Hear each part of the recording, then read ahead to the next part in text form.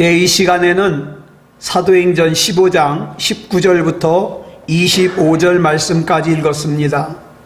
오늘은 사도행전 94번째 시간으로 부제목은 하나님의 말씀을 앞세웁시다 입니다.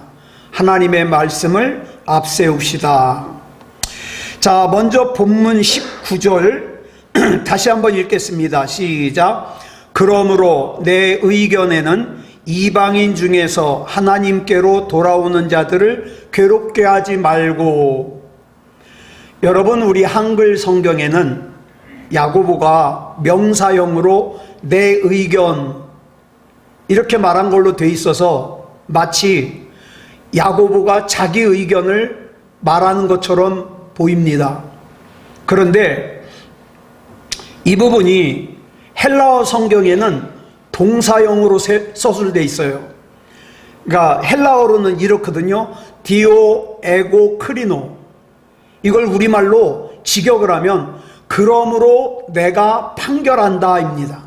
그러므로 내가 판결한다.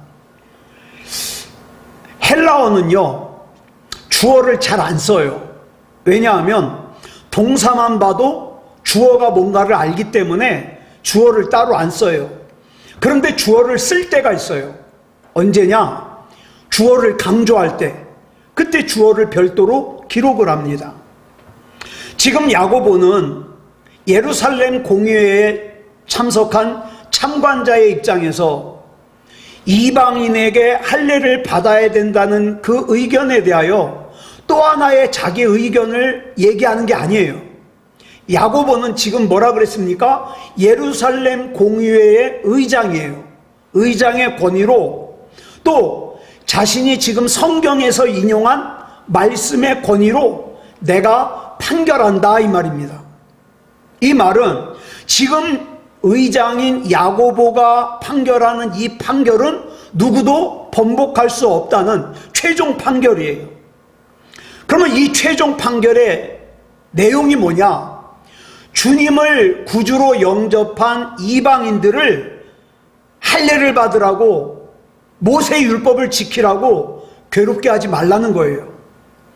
하나님께서 예수 그리스도 안에서 이미 당신의 자녀로 구원하신 이방인들에게 구원을 위한 필수 조건으로 할례라든가 또는 모세의 율법을 지키라고 강조하는 것은 심지어 뭐라 그랬냐? 범죄 행위다 그랬어요. 범죄 행위다. 네?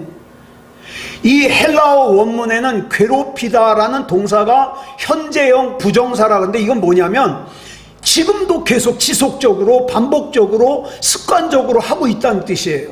그러므로 야고보의 이 판결은 잘못된 유대주의의 형식에 빠져 있는 유대인 그리스도인들을 향한 할례를 빌미 삼아서 이방인들을 힘들게 하는, 이방인들을 괴롭게 하는 그런 범죄 행위를 당장에 그만둬라 이 말이에요.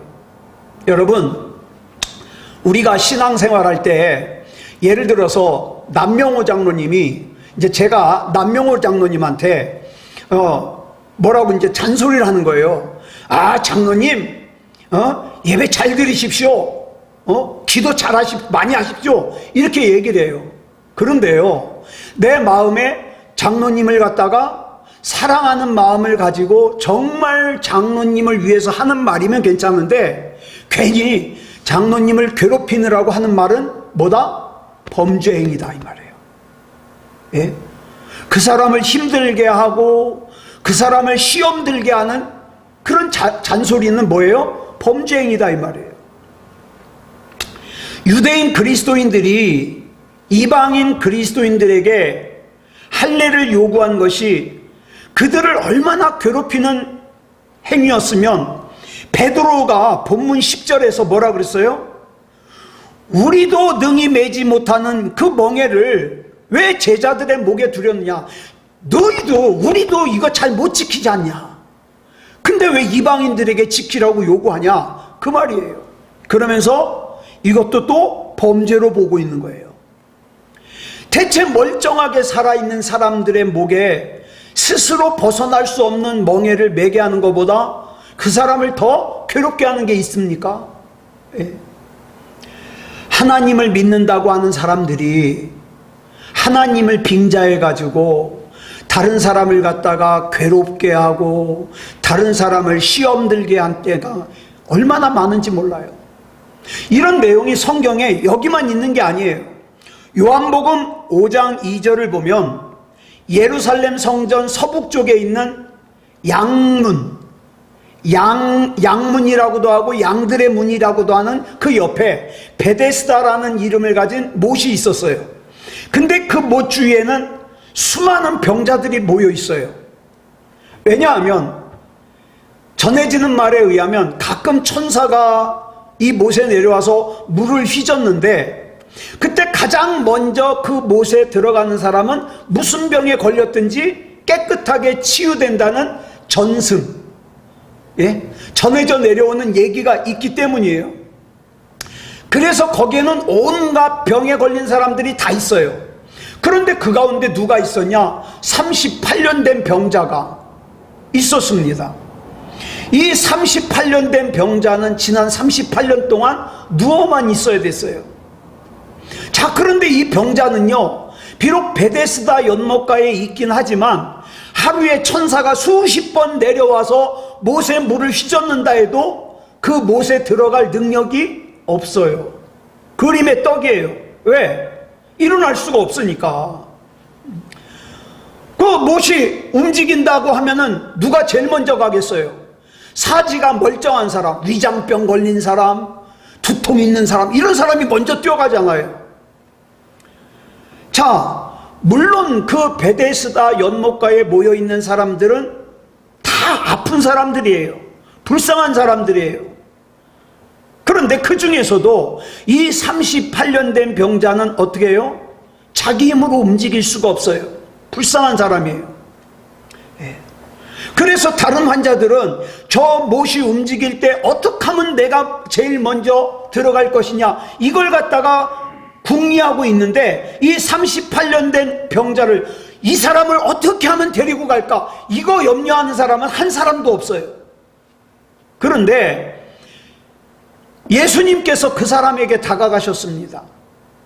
거기 모여있는 사람 가운데는 잘난 사람도 있겠죠. 왜? 잘난 사람도 아프니까.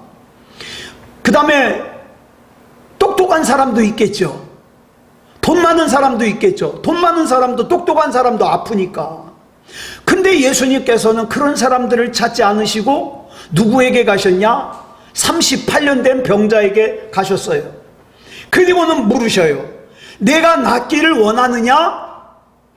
이 질문에 38년 된 병자가 예수님께 뭐라 그러냐?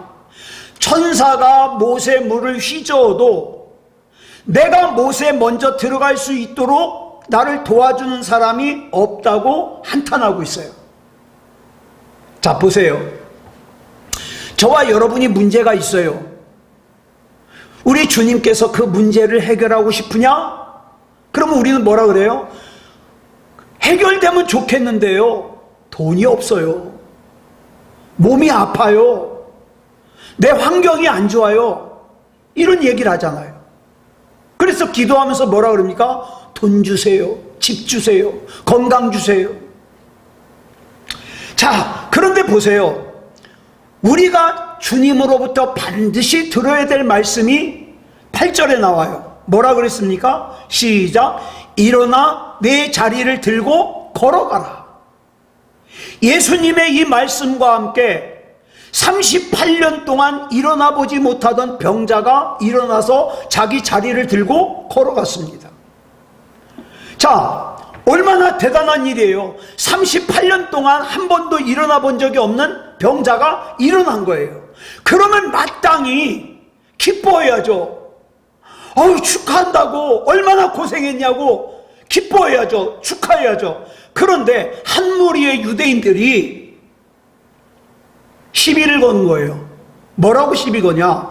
오늘이 안식일인데 왜 안식일 날 병자를 고쳤냐는 거예요.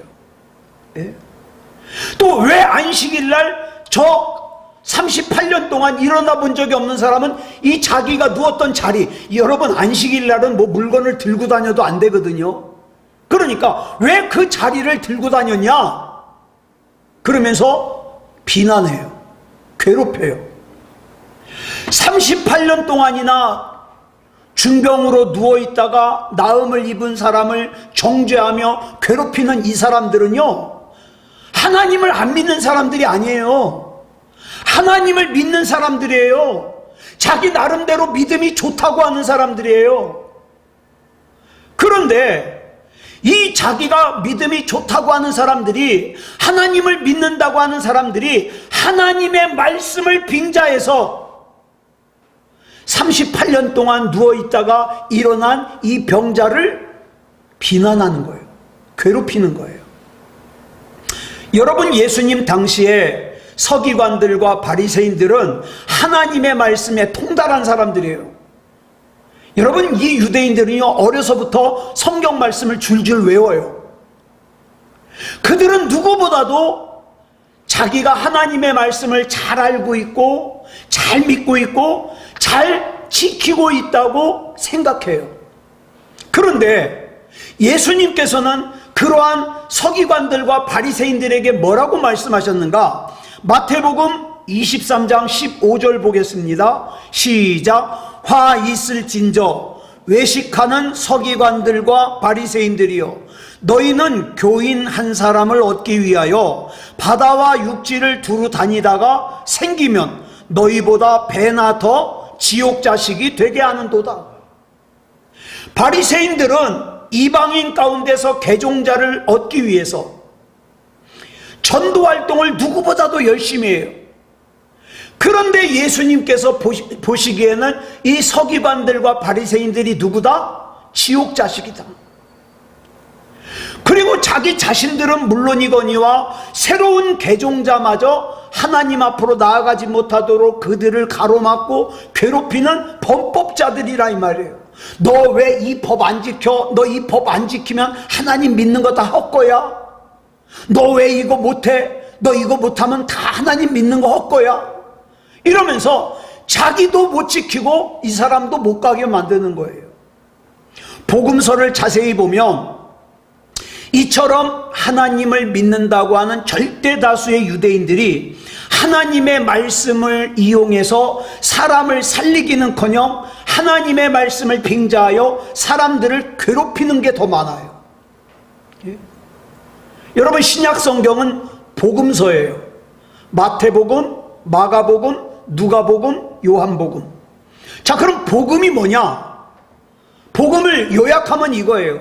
말씀이신 예수님께서 육신을 입고 이 땅에 오셔서 인간의 죄값을 치러주시기 위하여 십자가의 제물이 되어 돌아가셨다가 죽음을 깨뜨리고 부활하심으로써 누구든지 그분을 구주로 영접하기만 하면, 믿기만 하면 죄와 사망의 덫으로부터 구원받아 하나님의 자녀가 된다. 이게 복음이에요.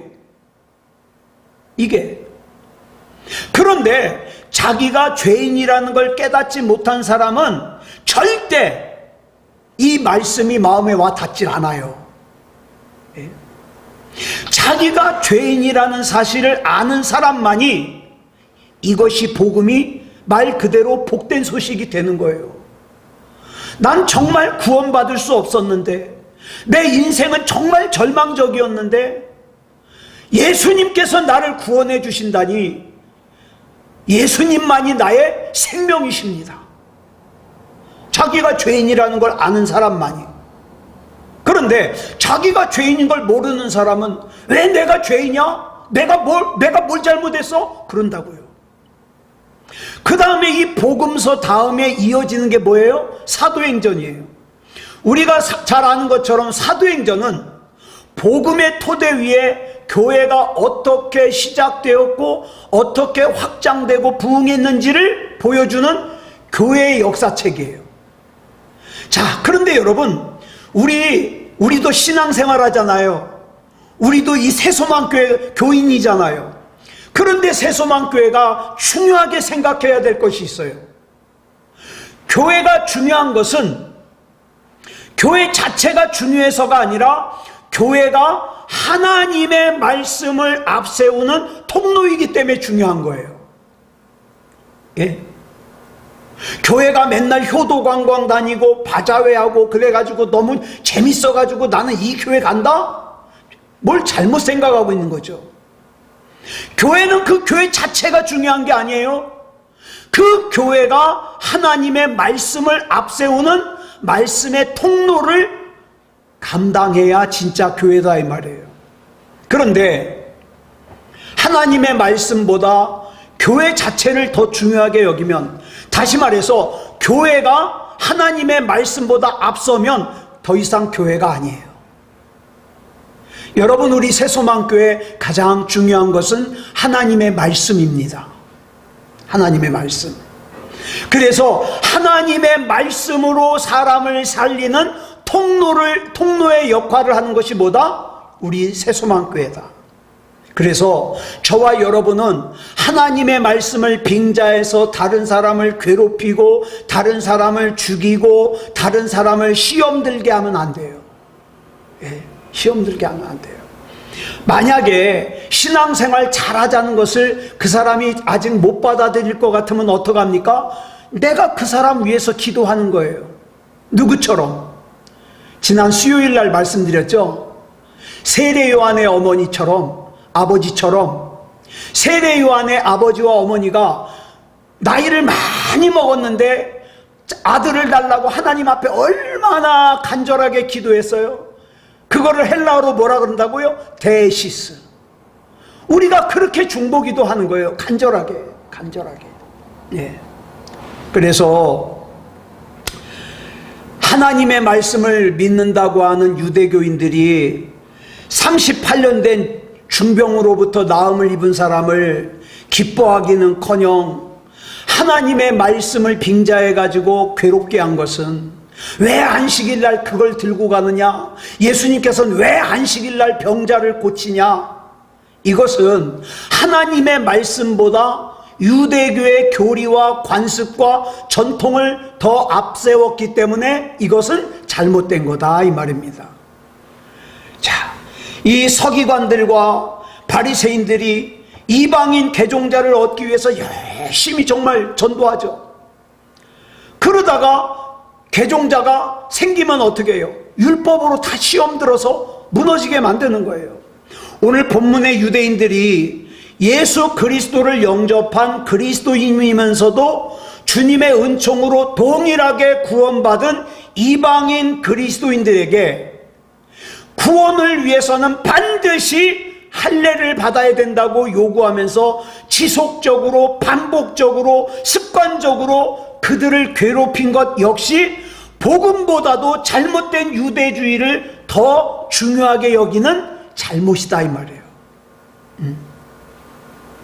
누가복음 4장 18절로 19절을 보면 예수님께서 이사야 61장 1절로 2절의 말씀을 인용하여 예수님께서 이 땅에 오신 이유를 세 가지로 설명하고 있어요. 한번 같이 읽어볼까요? 시작.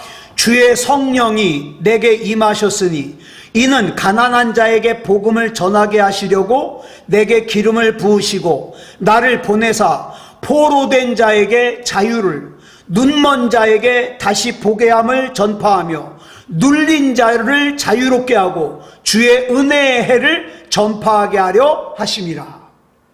한마디로 말해서 예수님께서는 한마디로 정리하면 괴롭힘을 당하는 사람들에게 그 괴롭힘으로부터 자유하게 하시기 위해서 오셨다 이 말이에요.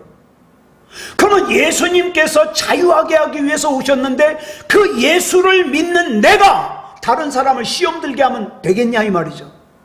안 되죠. 그래서 예수님께서 죄와 사망의 괴롭힘으로부터 인간을 구원해 주시기 위해서 당신이 지신 십자가의 제물로 돌아가셨을 뿐 아니라 이 땅에 계시는 동안 줄곧 유대교 지도자 무리와 맞설 수밖에 없어요. 왜? 유대교 지도자들은 하나님의 말씀보다 뭘 앞장세워요? 유대교 전통을, 유대교 교리를. 그러니까 예수님께서 보시기에는 유대교 지도자 무리는 하나님의 말씀으로 밥 먹고 살면서도 하나님의 말씀을 앞세우기는커녕 뭘 앞세워요? 자기의 종교적인 기득권과 세속적인 이권을 위해서 하나님의 말씀으로 포장된 자기들만의 교리와 전통과 관습의 멍에를 다른 사람들에게 메우는 거예요. 씌우는 거예요. 범죄죠. 범죄. 이어지는 본문은 그러면 야고보가 그러면 이방인들을 더 이상 괴롭히지 마라. 이제 이방인 그리스도인들에게 할례를 받으라고 모세의 율법을 지키라고 강요하지 마라. 이렇게 최종 판결을 내린 이후에 취해진 조치가 나와요. 어떤 조치를 취했는가? 본문 22절 보겠습니다. 시작. 이에 사도와 장로와 온 교회가 그 중에서 사람들을 택하여 바울과 바나바와 함께 안디옥으로 보내기를 결정하니 곧 형제 중에 인도자인 바사바라 하는 유다와 실라더라. 여기서 사도와 장로와 온 교회는 한마디로 말해서 예루살렘 공의회에 참석했던 모든 사람들이에요. 다시 말하면 예루살렘 교회에 소속된 모든 교인들, 그들 중에는 누가 있어요? 조금 전까지만 해도 바울과 바나바가 얘기하려고 그러는데 벌떡 일어나서 말도 못하게 하고, 아니라고, 이방인들도 할례 받아야 된다고, 이방인도 모세의 율법을 지켜야 된다고 주장하던 사람들도 상당수 있겠죠. 그런데 그 사람들이요, 야고보 사도가 최종 판결을 내리자 어떻게 해요? 깨끗하게 자기 생각을 철회합니다. 할례를 받지 않은 이방인들에게 하나님께서 구원의 은총을 어떻게 베풀어 주시는지 입증하는 베드로와 바울과 바나바의 증언을 들으면서 아, 내 생각이 잘못됐었구나, 이걸 깨달았기 때문이에요. 네. 그래서 예루살렘 교인들은 모두 한 마음으로, 한 사람도 다른 생각 가지지 않고 한 마음으로 수리아 안디옥 교회로 돌아가는 바울과 바나바와 함께 누구를 보내느냐? 유다와 실라를 같이 파견하기로 했어요. 자, 왜냐하면 공의회 첫 번째 의장이었던 야고보는 자기의 최종 판결 내용을 그냥 말로만 전달하면 다른 사람이 안 믿으면 어떻게 해요? 그래서 그 내용을 편지로 써서 보내요. 그 다음에 어떻게 합니까? 이것도 또 예루살렘 교회에서 보냈다는 확증이 필요하잖아요. 그래서 예루살렘 교회를 대표해서 유다와 실라를 택해서 그들로 하여금 최종 판결이 적혀진 편지를 들고 수리아 안디옥 교회로 가서 그 안디옥 교회에 다니는 이방인 그리스도인들에게 그 편지 내용을, 판결 내용을 직접 전달하게 한 거예요. 자, 본문 23절 보겠습니다. 시작. 그 편에 편지를 붙여 이르되 사도와 장로된 형제들은 안디옥과 수리아와 길리기아에 있는 이방인 형제들에게 문안하노라. 예루살렘 교회가 쓴 이 판결문이 든 편지는 수리아 안디옥에게만 보내는 게 아니라 그와 더불어서 길리기아에 있는 이방인들에게도 같이 보내요. 여러분, 수리아가 어디냐면 지금의, 여러분 이름 바꿨잖아요. 튀르키아, 터키. 이 터키 땅에 옛날 소아시아 남부에 위치한 지역이에요. 그래서 그 지역의 행정 수도가 안디옥이었어요. 안디옥. 그리고 길리기아는 소아시아의 동남쪽에 위치한 지역이에요. 그러니까 우리가 잘 알고 있는 것처럼 이방인이 예수님을 구주로 영접했음에도 불구하고 할례를 받아야 되느냐, 또 모세의 율법을 지켜야만 하느냐, 그 문제가 시작된 곳이 안디옥 교회잖아요. 그런데 사실상은 안디옥 교회만이 아니라 이방인들이 신앙생활하는 모든 곳에 다 그 문제가 있었던 거예요. 예? 그 안디옥을 넘어서 수리아와 길리기아까지 다 이 문제들이 있었어요. 그래서 그 예루살렘 교회에서 보낸 그 판결문을 갖다가 그 교회들마다 다 전달하는 거죠. 자, 24절 보겠습니다. 시작. 들은즉 우리 가운데서 어떤 사람들이 우리의 지시도 없이 나가서 말로 너희를 괴롭게 하고 마음을 혼란하게 한다 하기로. 바울과 바나바가 목회하던 안디옥 교회는 참 평온한 교회였어요. 은혜로운 교회였어요. 그런데 예루살렘에서 온 몇몇 사람의 유대인 그리스도인 때문에 평지풍파가 일어난 거죠. 네. 할례와 모세의 율법을 지켜야 된다 그래서. 이에 예루살렘 교회 사도들이 편지를 작성할 때 그 안디옥 교회를 갖다가 평지풍파를 일으킨 사람들을 뭐라고 설명하고 있느냐? 사람을 괴롭게 하고 마음을 혼란하게 하는 사람들, 이렇게 설명하고 있어요. 예? 여기서 우리말 마음으로 번역된 헬라어가 푸시케거든요. 이 푸시케는 무슨 뜻이냐? 영혼, 목숨, 생명을 의미하는 단어예요. 따라서 우리말 마음을 혼란하게 하다로 번역된 헬라어 원문을 직역하면 영혼을 뒤엎다, 영혼을 약탈하다라는 의미예요. 멀쩡하게 구원받은 사람에게 구원 못 받을 거라고 이렇게 단정하는 거야말로 그 사람의 영혼을 뒤엎는 거 아니에요? 여러분, 교회는 왜 다니는 거예요? 하나님과 나와의 관계를 위해서 다니는데 엉뚱한 것 가지고 그 사람의 영혼을 갖다가 뒤흔들어 버린다. 그러면 영혼을 약탈하는 게 되는 거예요. 예를 들어서 누군가가 나 이창원 목사 때문에 이 교회 못 다니겠어. 나 신앙생활 못 하겠어. 그러면 이창원 목사는 그 사람의 영혼을 약탈한 사람이 되는 거예요. 그래서 이 사도들의 편지는 다음 시간에 자세하게 살펴보겠지만 이방인의 할례에 대한 예루살렘 공유의 최종 판결을 전하기 위해서 바울과 바나바와 함께 예루살렘 교회에 유다와 실라를 직접 파송했다 그랬어요. 자, 25절 보겠습니다. 시작. 사람을 택하여 우리 주 예수 그리스도의 이름을 위하여 생명을 아끼지 아니하는 자인 우리가 사랑하는 바나바와 바울과 함께 너희에게 보내기를 만장일치로 결정하였노라. 자, 여기서 첫머리를 뭐라 그럽니까? 사람을 택하여. 사람을 택하여. 방금 말씀드린 것처럼 예루살렘 교회가 유다와 실라를 택하여 바울과 바나바와 함께 안디옥으로 보내는 거예요. 근데 본문에는 또 순서가 바뀌어 있죠. 누가 앞에 나왔어요? 바나바가 앞에 나오고 바울이 뒤에 나왔어요. 왜? 예루살렘 교회에서 쓴 거니까 그래요. 사도행전 13장 13절 이후부터 바울의 이름이 바나바 앞에 나오는데 루스드라에 이어서 예루살렘 공의회와 관련해서는 바나바가 앞에 나와요. 왜 그런다 그랬죠? 예루살렘 교회에서 정식으로 파송한 목회자는 바나바이기 때문에 그래요. 자, 사도들은 바울과 바나바를 가리켜서 뭐라 그랬습니까? 우리가 사랑하는 그랬어요. 우리가 사랑하는. 여러분, 위대한 사도들로부터 사랑을 받는다. 이 자체만으로도 얼마나 대단한 일이에요. 그런데 이 사도들의 표현은 그걸로 그치지 않았어요. 뭐라고 하느냐?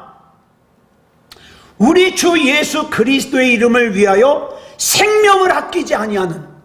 예? 이건 예루살렘 교회 교인들이 한 말이 아니에요. 초대교회 최고 지도자인 사도들이 한 말이에요. 저는 저와 여러분들이 이런 인정을 좀 받았으면 좋겠어요. 우리 주 예수 그리스도의 이름을 위하여 생명을 아끼지 아니하는. 네. 위대한 사도들이 바울을 그렇게 평가했다는 것은 곧 하나님께서 보시기에도 바울과 바나바가 우리 주 예수 그리스도 이름을 위하여 생명을 아끼지 아니하는 사람이었다는 뜻 아니겠어요? 이런 사람들이 어찌 주님으로부터 멀어지겠습니까? 요즘에 많은 사람들이요, 차츰차츰 멀어져요. 주님으로부터, 믿음으로부터, 신앙생활로부터 차츰차츰 멀어져요. 예? 예배도 점점 빠지고 기도도 점점 안 하고 점점 멀어져요. 이런 때일수록 우리는 어떻게 해야 됩니까? 우리 주의 복음을 위해서 생명을 아끼지 않는, 우리 주님 앞에 인정받는 그런 믿음으로 서야 되겠죠. 여러분, 그리스도인에게 있어서 이거보다 더한 찬사가 어디 있겠어요? 여기서 우리말 아끼지 않다로 번역된 헬라어 동사가 파라디도마인데, 이 파라디도마는 넘겨주다라는 뜻과 함께 내버리다, 포기하다, 단념하다라는 뜻이 있어요. 즉 바울과 바나바는 주님을 위해서라면 자기의 생명까지도 기꺼이 포기하는 사람들이었어요.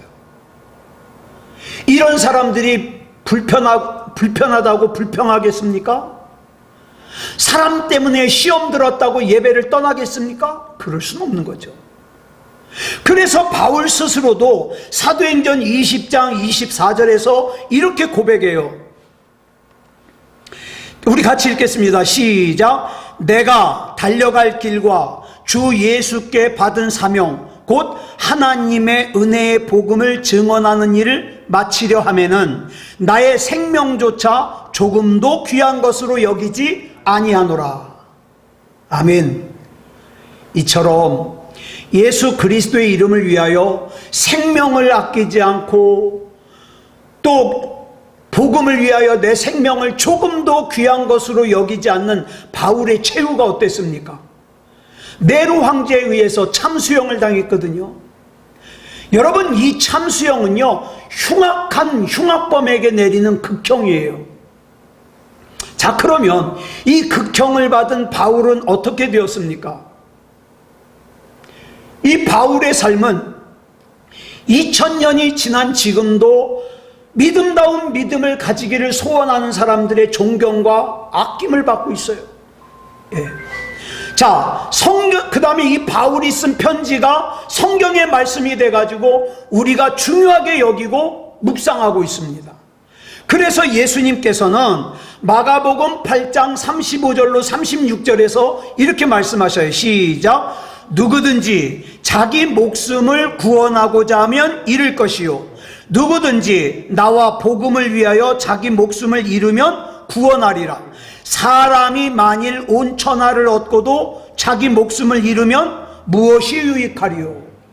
자기 목숨을 자기가 아끼고 지키면 그만큼 목숨이 더 확실하게 보장되지 않겠습니까? 그런데 예수님께서는 그런 사람은 오히려 목숨을 잃을 거래요. 또 주님과 복음을 위하여 자기 목숨을 버리면 한 번뿐인 인생은 그걸로 끝나지 않겠습니까? 그런데 예수님께서는 그런 사람의 생명이 보장된다는 거예요. 왜 그럴까요? 여러분, 육체의 생명은 영원하지 않습니다. 네, 영원하지 않아요. 인간의 육체는 이 세상에서 지극히 제한된 시간 동안만 살 수 있어요. 저희 아버지가 자주 하시는 말씀이 있어요. 어쩌다가 내가 이렇게 늙어서 걸음도 잘 못 걷냐고 그러셔요. 어쩌다가. 나는 항상 젊을 줄 알았는데 어쩌다가. 여러분, 우리의 생명, 육체의 생명이라는 것은요, 태어나는 즉시부터 뭐예요? 깎아먹고 있는 거예요. 조금씩 조금씩. 그래서 자기를 위하여 자기 목숨을 아낀다는 것은 이 제한된 시간 동안 자기 욕망을 채우기 위해서만 살아요. 그 결과 무엇이 남습니까? 코끝에서 호흡이 멈추는 순간 한 줌의 흙으로 사라져버려요. 반면에 주님과 복음을 위하여 자기 목숨을 잃는다는 것은 이 제한된 시간 동안 주님으로 채워가는 거예요. 그렇기 때문에 코끝에 호흡이 멈추고 그 육체가 흙이나 재로 사라져도 이미 주님으로 채워진 그 삶은 하나님과 사람들에게 아낌을 받을 거예요. 네. 하나님의 독생자이신 예수 그리스도께서 비천한 인간의 몸을 입고 이 세상에 오셔서 인간을 위한 십자가의 제물로 돌아가신 것은 성부 하나님께서 인간을 위해 독생자이신 예수 그리스도를 아끼지 않았기 때문이에요. 만약 성부 하나님께서 당신의 독생자를 아꼈다, 그러면 우리를 위해서 내주지 않죠. 근데 우리는 많은 순간에 하나님 앞에 아끼는 게 너무 많아요. 아유, 나는 이 시간도 하나님 앞에 쓰는 게 아까워. 나는 이 물질도 하나님 앞에 쓰는 게 아까워. 나는 이것도 아까워, 저것도 아까워. 예. 자, 그런데 우리 하나님은 나를 위해서 독생자를 주시는 것까지도 아끼지 않으신 하나님께서 우리를 위해서 무엇인들 주시지 않겠느냐 이거예요. 이걸 로마서 8장 32절에서 이렇게 말씀하고 있죠. 시작. 자기 아들을 아끼지 아니하시고 우리 모든 사람을 위하여 내주시니가 어찌 그 아들과 함께 모든 것을 우리에게 주시지 아니하겠느냐. 여기서 말하는 모든 것은 금은보와 같은 돈만 얘기하는 게 아니에요. 그럼 뭐냐? 그 다음 33절로 34절에 설명하고 있어요. 시작. 누가 능히 하나님께서 택하신 자들을 고발하리요? 의롭다 하신 이는 하나님이시니 누가 정죄하리요? 죽으실 뿐 아니라 다시 살아나신 이는 그리스도 예수시니 그는 하나님 우편에 계신 자요 우리를 위하여 간구하시는 자시니라.